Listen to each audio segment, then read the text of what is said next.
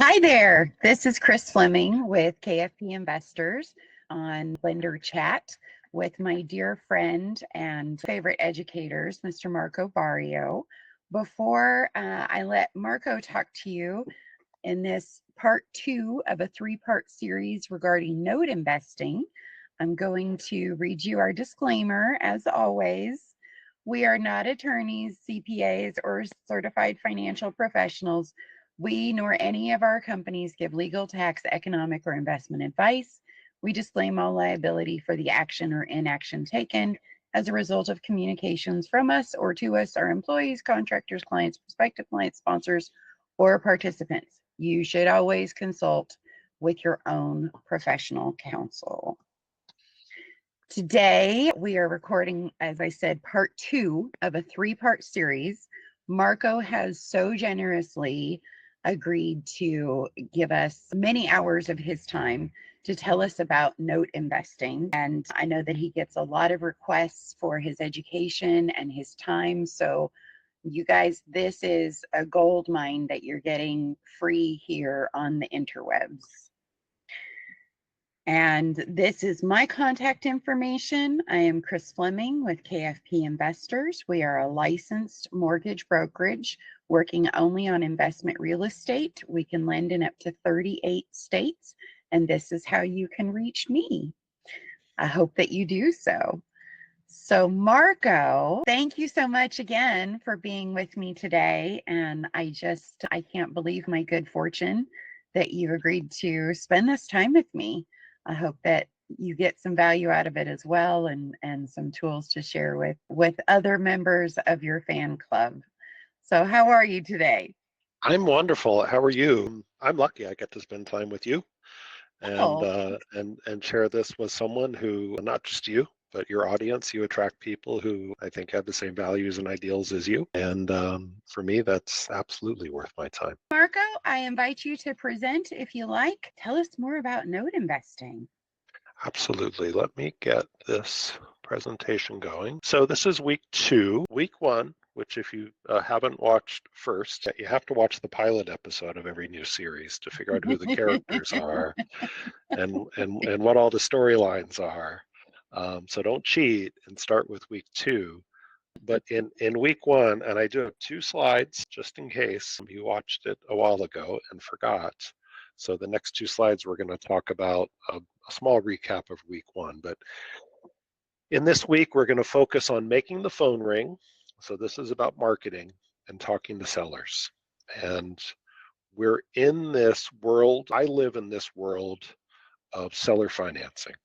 And what I mean by that, I'm not typically buying properties and then selling them to create seller finance paper. I'm out there just like people market for used cars if you're a car investor, or used houses if you're a house investor, or stuff that lives out on a secondary market, or antiques roadshow if you're into other kind of stuff. But I'm out there marketing for existing promises that are created when sellers give a deed to a property. Could be a house, could be a building, could be land. They give a deed in exchange for a promise from the buyers. And the promise basically is, I will pay you in installments. So sometimes there's a down payment. Here's some money now, but I promise to pay you the rest every month, or whatever the schedule is. But every month, of course, is the most common. I promise to make payments to you, and there'll be interest included for that too, for your troubles, more often than not, but not always. Okay, so that's what I'm out there buying, these promises. I'm out there buying mortgages and deeds of trust, promissory notes secured by those, which are ultimately secured by real estate. And then last recap slide is note investing is, of course, a niche within real estate investing. And yes. then within that niche, I focus up in this upper right corner, which I buy the performing ones. I don't buy the ones that were once performing and no longer are, or maybe they got to re-perform again, meaning they were on the naughty list and they moved back onto the not so naughty list. But I tend to buy the ones that are just performing, and I buy the seller finance ones, not the ones that the bank made, not the ones that, private investors who do this as a business make when they loan to flippers and so forth. I buy the mom and pop stuff. So that's what we're going to talk about today. Great, thank you. Okay. I'm going to start with a case study. I've been in this business for, I always forget the number, 5 or 6 years. I'm not a hard seasoned veteran, but I've been doing it long enough to have stories for sure. So this is a deal that I worked on, and it's a few years ago that I closed this one. It's a pretty typical deal, and this is a great deal for somebody who's starting out in marketing to sellers and making the phone ring and then in working with sellers. It's pretty typical. It gives you an idea probably of what you'd see, something you might come across. So I want to share it. This is a house in Boise, Idaho. It's an older picture because this is what the house looked like when it sold a number of years ago. And it's a nice single family home, 4-bedroom, 2 baths. It sold in 2010 for $128,000. Of course, during the last upswing in the real estate cycle in Boise, Idaho, it was one of those markets like Austin, Texas, and a few other places where people they were packing them in there, and housing prices went crazy. But so they'd added a lot of equity since 2010 to this house, but it sold for $128,000. The terms on the note when it sold, the buyers, we'll talk more about who they were and who sold it to them in a minute. The buyers put $0 down. Wow. They got an interest rate of 3% and a payment of $500 a month. So they probably didn't go to the bank to get this. The bank would have wanted insurance and, Yeah, I would like to sign up for that mortgage. Right, exactly. Who are these lenders? Well, they're not really lenders. Oh, and by the way, when you do the math on that, that works out to 409 months. It's the term on this loan. That's a long one. So I received a call from a seller, and they had sold this house to the occupants, she and her husband, and collected 142 payments with 267 payments remaining. So long term, but the good news is in our business, we look for likelihood that the payments are going to continue. And I'm pretty sure after they've made 142 payments, and by the way, they got a sweet deal in this house that's worth a lot more than $128,000. I'm pretty sure they're going to keep making the payments. That's not something they want to mess up at this point. Right. The next due, they were current, and this deal was, like I said, a couple of years ago, and the next due was to be April 1 of 2022. There's a remaining balance of about $93,000 on this note. Against the house was probably worth at least $250,000, if not more, by this point. So pretty good equity. So why were they selling? It's a great question. Why were they selling the notes? We always want to know whenever we're buying anything, especially from a private party. I don't go to Walmart and say, why are you selling this inflatable swimming pool? Whatever stupid thing it is I'm buying that I don't need. But which is I think what we mostly do at Walmart. I do. But why would you sell a nice note like this, as Pete Fortunato says when we talk to people who sell houses? It's the same question. It's not, we're going to talk a lot about this today. It's not how much money do you need for it. It's why are you selling it? What problem are you trying to solve? Or said another way, what do you want more than what you have now? $500 a month is fine. It's 500, I like $500 a month, and I'm sure they did too. But there's some situation, some position they wanted to be in that was different than their current situations. The woman who called me was the mother, and so she and the father of the son who they sold the house to, along with his daughter-in-law. They sold the house to the son and the daughter-in-law, so they must have owned it for whatever reason. And they said, here's a house you can live in, and we'll make the payment very affordable for you. They sure did. 0 down, $500 a month, 3% interest. You're not going to find that anywhere else except the bank of mom and dad, probably, right? So that is a seller finance loan. They don't look like bank paper. We don't care what the Fed interest rate is in seller financing. I've bought notes that are at 0%, and I see them at 9s and 10s too.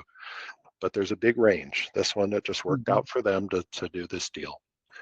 But that wasn't the end of the story. That wasn't why they were selling. Their son had passed away, He actually committed suicide. And so it turned into a sad story. And he passed away in 2019. Remember, it was 2022 when I was talking to the mother. And the daughter-in-law was still living in the house making the payments. That's fine. But they weren't on speaking terms with her anymore. Something had happened between 2019 and current time, and they were no longer on speaking terms. They wanted to move on. It wasn't a situation they wanted to be in anymore. I see this quite a bit for one reason or another. When the check comes every month, it brings up memories, it relives past history. It's just a situation that somebody doesn't want to be in anymore or be reminded of anymore. They wanted to move on. And that's why she Sure. was selling. That's why she was selling. Right. And by the way, the mother who called me was very professional, very matter of fact. I'm guessing she was the boss somewhere, whatever her career was. She was, right? You know, if you know who the type I'm talking about, she had her color facts. She was ready to give me the information. She just wanted to see if we could do business and if I could help her. Mhm. And I was on the phone with her not 10 minutes when I gently asked, you know, it's a great looking house and a lot of payments left. Why would you want to sell that? And 10 minutes with someone who wasn't like gushy emotional kind of person, but she opened Mhm. right up to me. She didn't know me. I was just on the phone with her, opened right up to me and told me about how her son had committed suicide and they weren't speaking to his former wife anymore. That to me tells you that that people are willing to share their stories if they think you can help them with their problem. Okay. And by the way, I you saw the agree. picture. Go ahead, Chris. I agree. That has been my experience as well, is that when you come across as authentic and you genuinely want to solve a problem for the other party, they will generally tell you what's going on. Most people are not super secretive unless they feel like they need to protect themselves from you. Exactly. Mhm. Exactly. You're right. You're right. This was what the house looked like by the time the mother had called me. Mm. Yeah, as part of our process, we do always have someone go out and take current pictures of the house, make sure there's a house there, make sure there's no Mhm. blue tarps on the roof, things like that. Well, this is what came back. So it Mhm. had deteriorated quite a bit. And you can imagine this man had taken his life and what you can infer what may have come following that, but the Mhm. house wasn't looking so good. And there was a Mhm. person living in that house. I'm sure the inside wasn't looking so good either. Right. Okay, so this deal turned into a wholesale deal for me. We're going to talk a bit about this today. Nice. If anybody's familiar with real estate investing on the house side, a lot of investors will start out going out, finding a deal, finding a seller who wishes to sell, and Mhm. they get the house. They say, "Hey, I can pay you $1,000 for this house," and they say, "But you won't have to deal with realtors. You won't have to take out all the trash out. You won't have to, if it's a hoarder house, all these problems. Don't worry about it. You won't have people going Right. through your house. You sign this contract with me. You got a deal. Your house will be sold."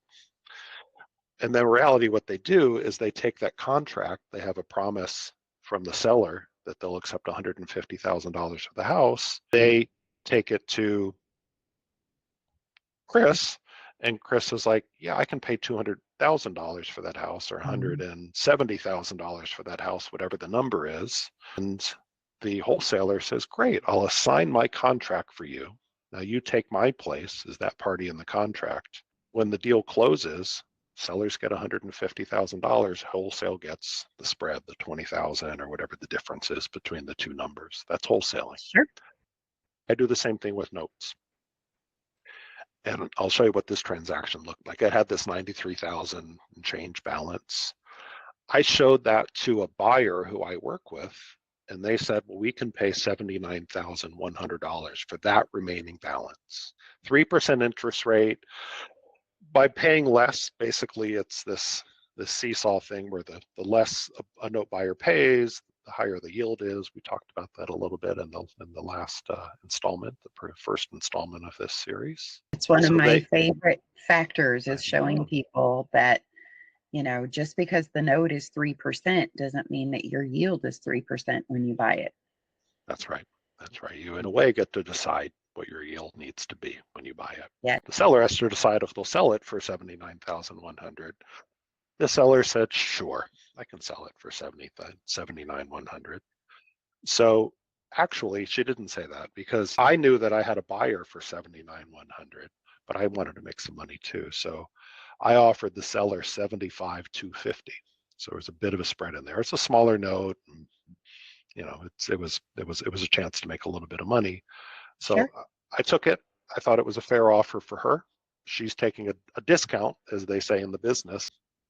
It's $20,000 or so, a little less than that. So she was happy to move on. She really didn't push back on the price. Okay, that sounds good. So she accepted the offer. And when this note closed, the note buyer closed on it. The note seller got 75,250, and I received a wire transfer of 3850 from the title company. That was a wholesale deal for a note. Very nice. I never had to go. I've never been to Boise, Idaho. So obviously I've never seen the house. I never met the seller in person. I've met these particular buyers in person, but that's just because at conferences we got to spend some time together. So from the comfort in my chair in California, where I lived at the time, I made some money. So we're going to talk a bit more today about these types of deals. You may ask, what do I need to know, and how do I get the phone to ring, and what do I say when it does? Well, starting out, you have to know something about notes. You have to understand the documents. You have to understand the terms and what they mean. There's some knowledge that goes into this, okay? And you can seek that out. You need to understand the financial calculator. Yes. So that concept, for one, among a few others that involve a financial calculator of, so if I pay less, my effective yield, if I'm the investor who buys the thing, is more. And things like a shorter term might create a smaller discount. Instead of that note of being 400 and some months, if it had been 200 months, there could have been a higher discount. A smaller discount. So those are things you got to go get educated. There's no shortcut on these, okay?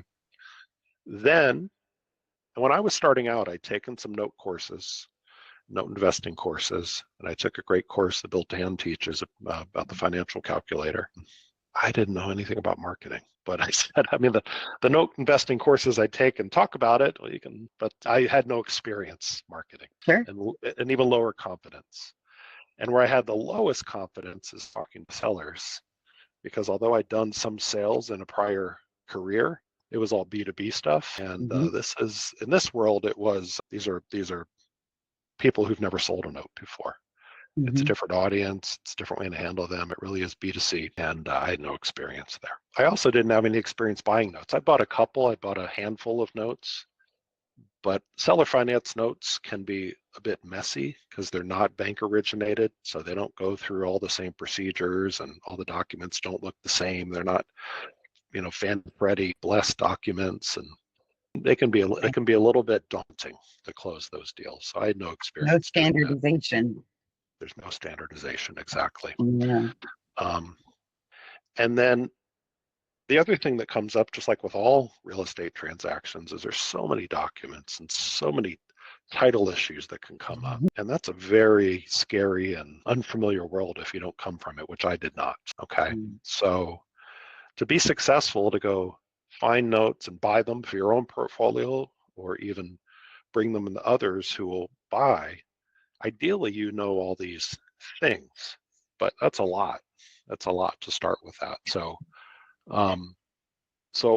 eventually, after thinking I had to know how to do everything, I'm telling you about my journey now, said, well, there's got to be a place I can just focus.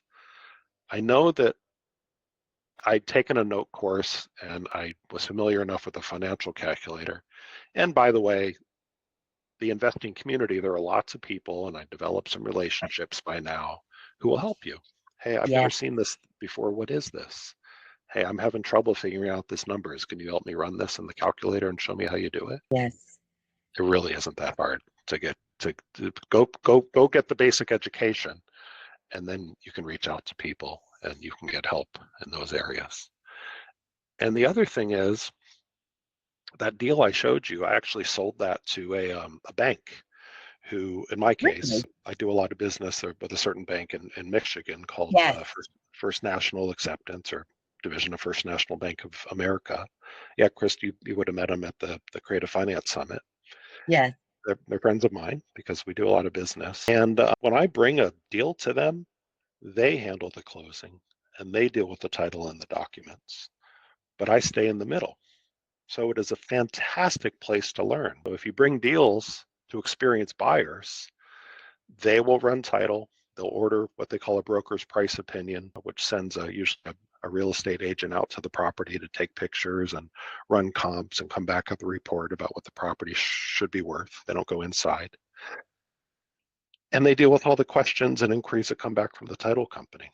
So, and I'm in the middle. They never talk to the seller ever during the process. Right. So when the questions and we need these documents and we need this backup and all these questions come in, it's like, I understand what that is, but what's this? Can you explain that to me?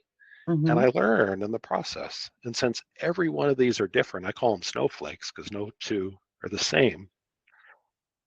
Because every seller finance deal is different, I continue to learn.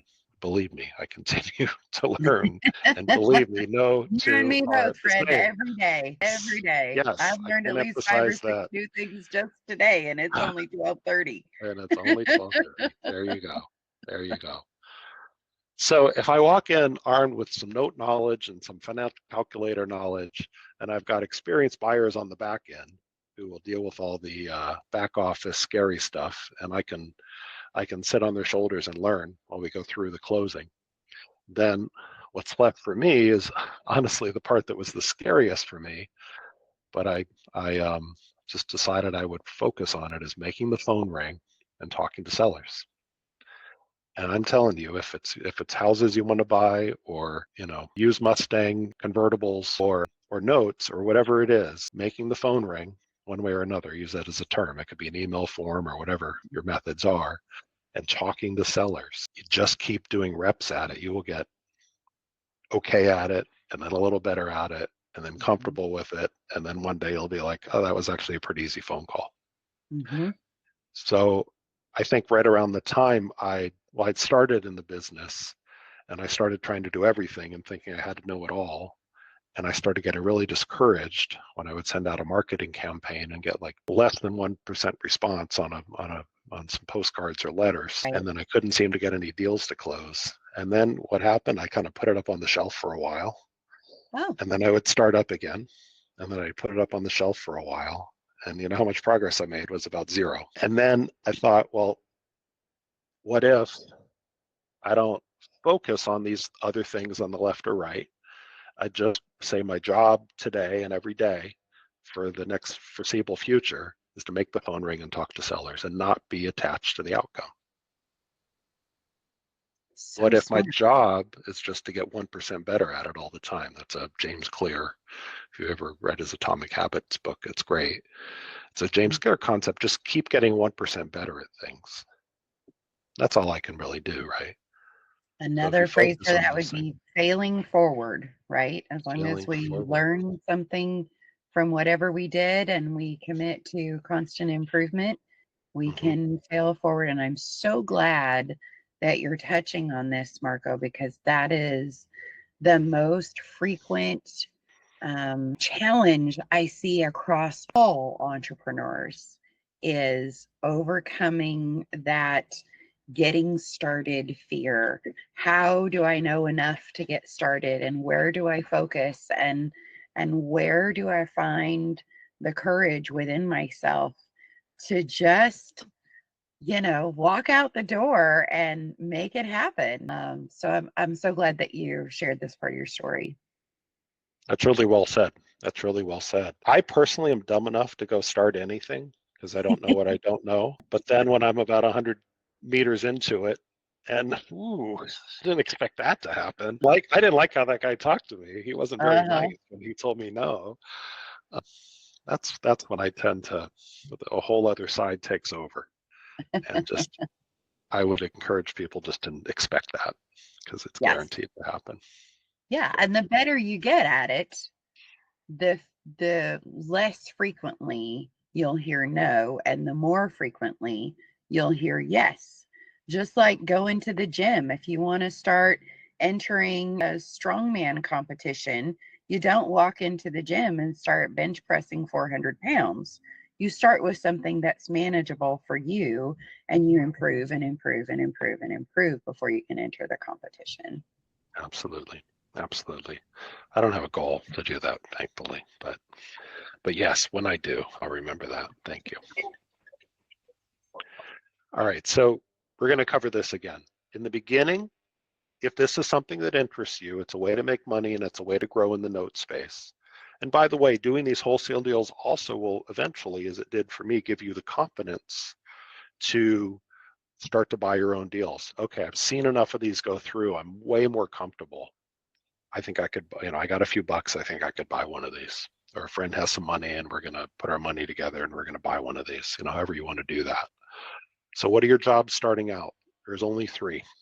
Don't worry about the other stuff. Go get the educational course, but don't stress it. You're going to make the phone ring. Like I say, catch snowflakes. No 2 of these deals are the same. Just by talking to sellers and learning about their notes, even if you don't close those deals, you will be growing. By learning about their notes and also by learning about the experience of talking to people, you will be growing. Doesn't matter if you close, talking to sellers. And then finally, I feel I need to say this because sometimes I see it forgotten. Be professional. Take the time to present yourself professionally. Put up a website.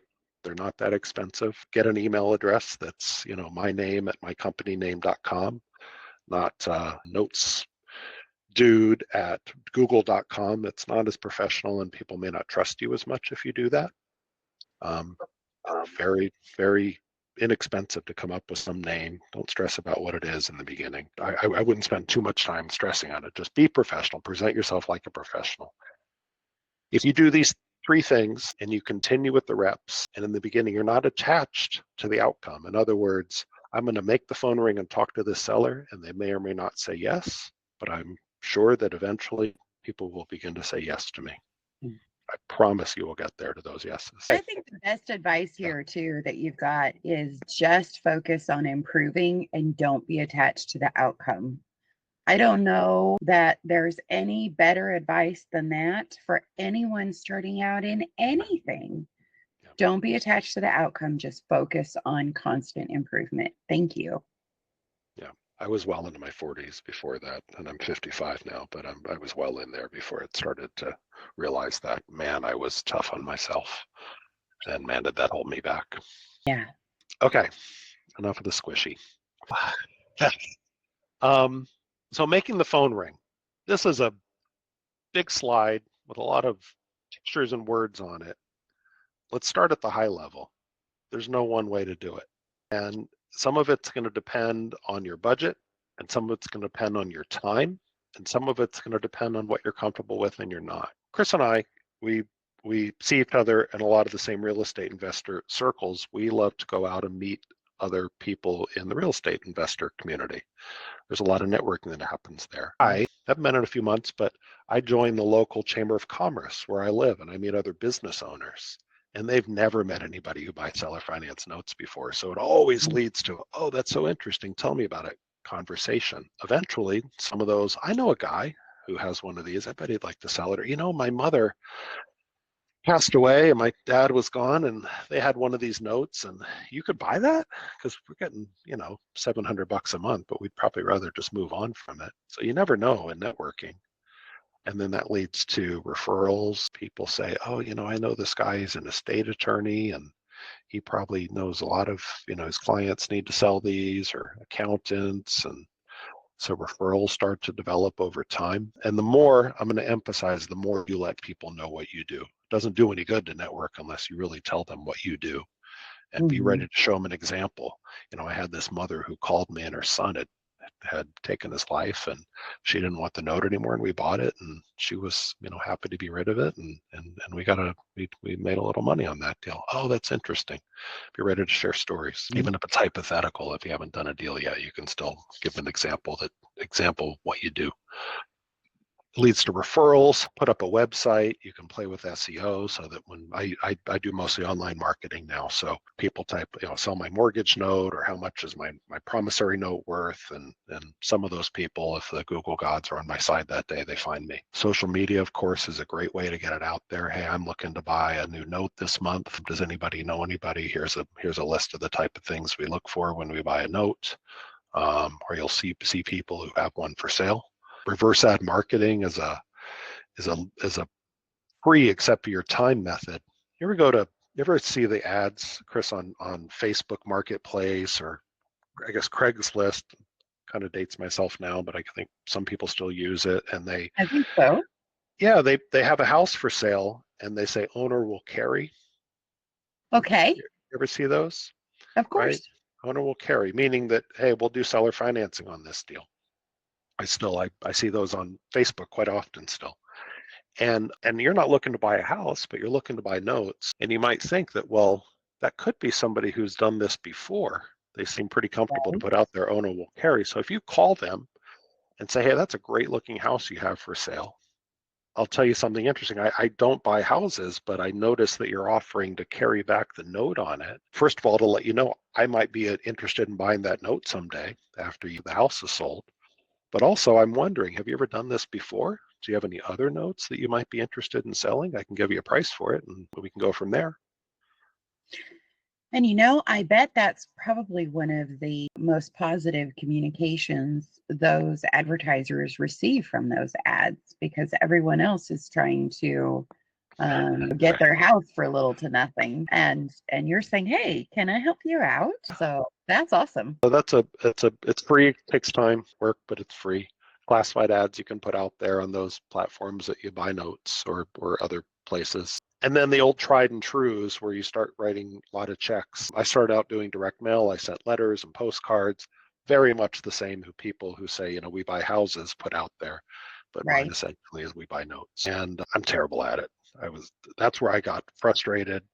And I also, frankly, I got frustrated by it's a good place to market and some people are really good at it. But I would get a lot of calls from tire kickers I found who said, hey, I'm basically what the story in their head is, I got nothing going on this afternoon. I wonder what the guy, would pay me for my note. They're probably not interested in selling it. They just want to waste my time, frankly. So you can get deals from that. And some people do very well with it. I've moved on and I pay for ads on Google, and that's where most of my leads come from. It took a lot of time and a lot of money, frankly, to get that working. It's not a place to start out, but it is ultimately an option. Thank you for that. There are other ideas too, but these are some of the ideas. The most important thing out there is to put it out into the world that you buy these and to let everybody know. I'm curious, do you find that a lot of note holders know that there's a market for selling their note? The people who get direct mail often don't.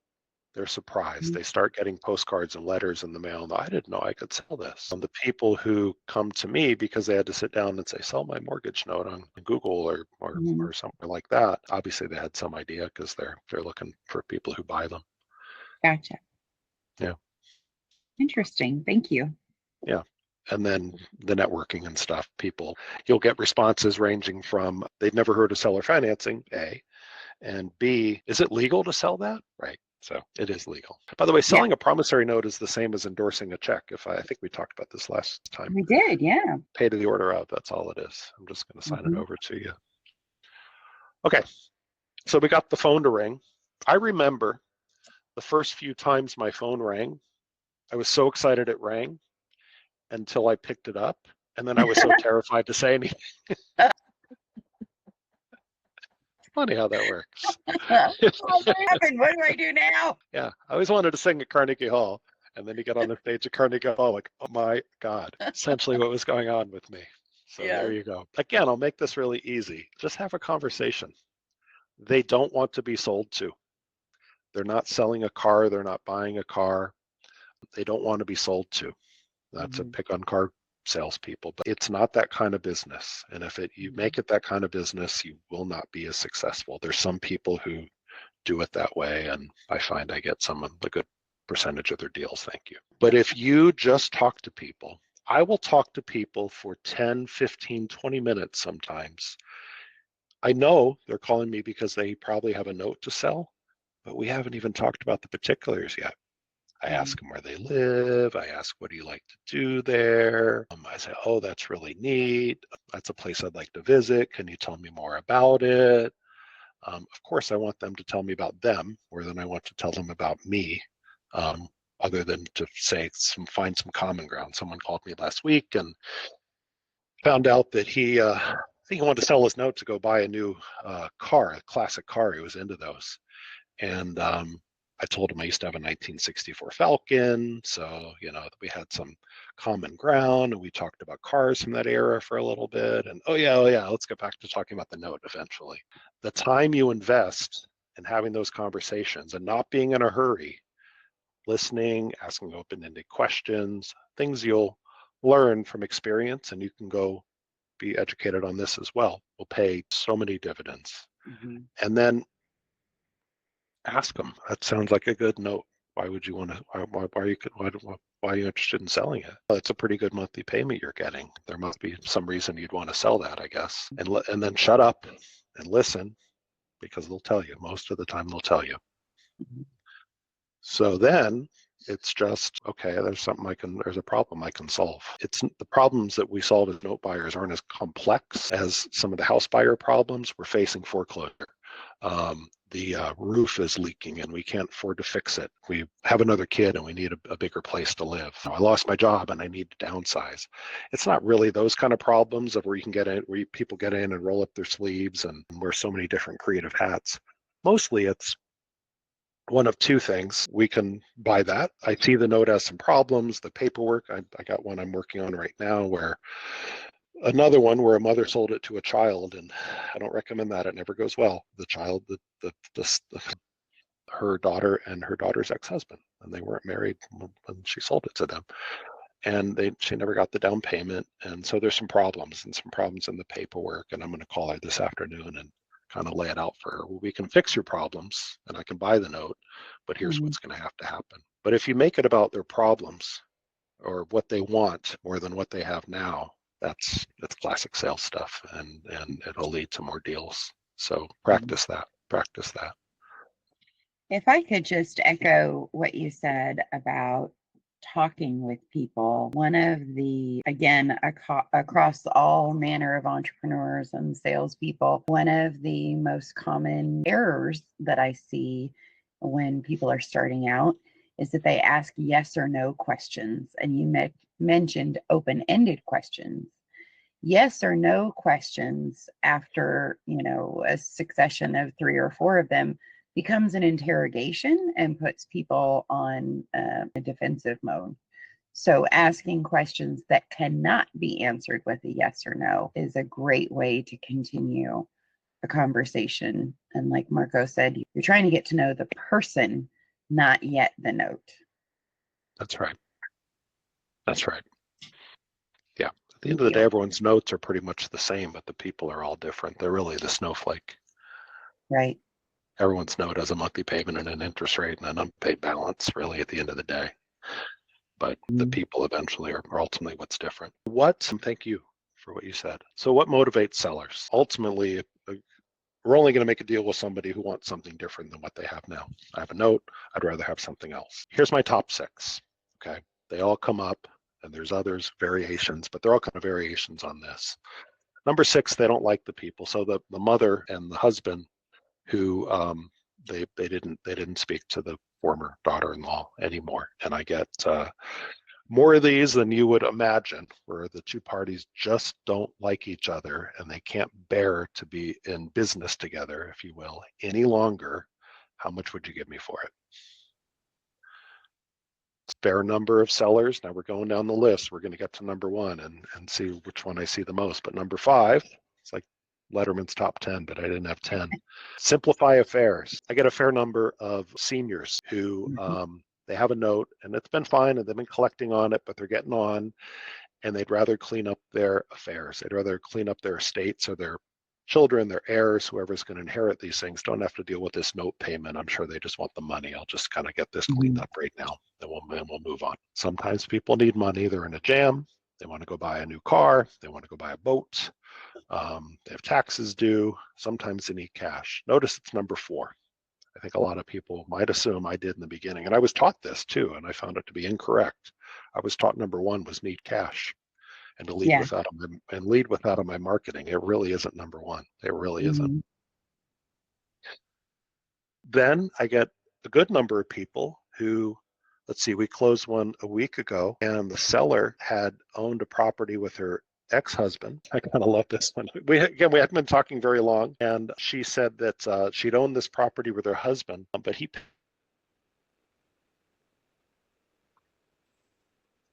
was really not a nice person. To which I wondered if I should alert the authorities about this. But anyway, how did he pass again? Anyway, people tell me the craziest things. So I was like, it's better not to ask questions you don't want answers to. But not only was it, she owned it with the now dead husband, but also she'd moved. The property was in Arkansas and she'd moved to Arizona, and she didn't want anything to do with Arkansas anymore. I've moved, I don't live there anymore. Even though it's just a note, it's not like you got to go change light bulbs and do, tenant turnovers. Some people, I've moved, I don't want that thing anymore. Sometimes I gave the example of the mother who lost her son, but I would say, because I do deal with a fair number of seniors, and if you think about it, for someone to have owned a house, sold the house, carried back a note, they're not 25 years old. They're a little bit older. I'm 55. Maybe I'm entering the note generation age. I don't know. But there's a pretty common one where the husband had passed away, and the now widow who I'm talking to had been taking care of the husband for some time because he wasn't doing well health-wise, and they had previously lived in the house that they sold. But now that the husband has passed away, the now widow just kind of wants to move on from that chapter. It's another example of every time I'm happy the check comes every month, but when it does, it makes me a little sad. And by the way, now I don't have to take care of the old man anymore, and I can go travel with my friends. Like, okay. And us guys tend to go first, so I know that's the reality. So, but that comes up quite frequently. Gotcha. And then finally, just ready to move on. This is a pain. I don't want to deal with it anymore. You can fill in probably 20 things around this for some reason that people are ready to move on. That first example kind of checks several of these boxes, and it was they're ready to move on from that chapter. The son had passed away. We don't want to deal with his ex-wife anymore. We want to move on. Gotcha. Okay. So it comes down to this. It's as simple as this. When you ask them why they want to sell, it's going to fall into one of these. And it's just helpful for me, and hopefully for people listening to this, to kind of give the head nod. Oh yeah, we've seen that situation before. I know what you mean. I understand. Yeah, I understand. So it's helpful for me to have categories, maybe not for others. So what do you need if you want to do this? I mentioned being professional. Give it a name. XYZ, no capital. My favorite note buying company, whatever you think it needs to be in your image you want to project. My company is Porch Swing Funding, and the image I wanted to put out is, because I'm dealing with seller finance market. Porch Swing, it's personal. It's sitting on the front porch and talking about life or whatever, and just very homey, I guess. Whatever you want your brand to be, just put it in there. Don't spend $1,000 on a logo or whatever. Try Canva and come up with a logo, but don't spend a lot of time on it. Don't overthink it. Just get going. Get a phone number that's other than your mobile. I know some people use their mobile for business. I think it's nice to know it's an incoming call for your business and answer it as such. I don't recommend people use Gmail or iCloud or any of those services as their email address. I do recommend a website. No matter how they find you or you find them, they will look you up and they'll look for your credibility. And part of that is just, they got a website. They must be for real. You need some basic forms to get the thing under contract. The quote, first of all, send quotes. They should be, I usually talk to people on the phone and then I send it in writing. I like to talk to people. But so you need that. You need the form that you need to get the note under contract. And some, like First National Acceptance has one that they'll share with you and you can use.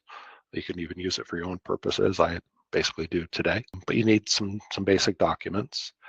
And then I strongly recommend you start with wholesaling notes to establish buyers. I'll buy them sometimes, but there are the larger companies too. There's First National Acceptance, and there's Grand Bank, and a few others out there who are larger, and you can speak to them as well. And then I'm always taking classes. I've reached the point that I don't just take and seek out mentors in the note space. I do this all around the real estate space and somewhat now into this personal growth space because I find tidbits all around me. Real estate is a bigger world than just paper, so you're definitely going to need that. And I'm realistic about it. Some educators will tell you you can pay $20,000 or $50,000 for their course and go do a couple deals, which is sure to happen in the first couple months, and you'll get all your money back. Don't buy it. Do not buy it. This is what's really going to happen. For a year, you're going to put out some cash. You're going to put up a website and not spend too much for it. You're going to get some sort of phone, web-based phone system for like $30 a month. You're going to pay some money for marketing, put about $1,000 a month out there. There's a great mentorship program I can turn you on to in the note space. It's $100 a month. It's the best value out there. Reach out to me and I'll connect you with them. I'm a member of it today. It's the best thing going. And so that's your monthly nut, that's your annual. And then what's going to happen is you're going to get the phone to ring a little bit and you're going to practice talking to those people. If you do really well, you're going to close 4 deals.